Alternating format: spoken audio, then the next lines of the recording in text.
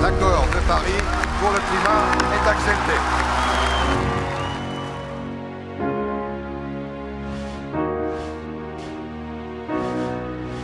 Donostiako hiria tinko ari da lanean klima aldaketaren aurkako borrokan eta lan horretan ezinbestekoa da donostiarron laguntza jasotzea eta lan guztiak partekatzea. Tenemos un plan San Sebastián Clima 2050 con una serie de ejes de actuación. En nuestras casas tenemos mucho que hacer y mucho que contribuir. Os queremos animar a participar en el proyecto Hogares Menos CO2, Familias a Favor del Clima, que ahora cumple 10 años con el objetivo de reducir las emisiones de efecto invernadero, que en el caso de los hogares suponen el 17% del total de la ciudad.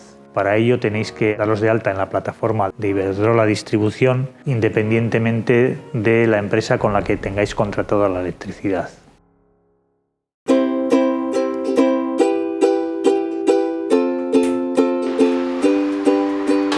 Pequeños gestos como no abrir el horno cuando se está cocinando, mantener la calefacción en torno a los 20 grados, apagar el stand-by de los aparatos, utilizar justo las luces necesarias para la actividad que tenemos que hacer, también pueden contribuir a reducir el consumo eléctrico y conseguir este objetivo en el que nos tenemos que apuntar todos. Buscamos familias, personas para que nos dejen ayudarles a utilizar todos los elementos de una manera mucho más sostenible y no solo reducir la factura de la luz, sino lo que es también importante, reducir la emisión de gases de efecto invernadero.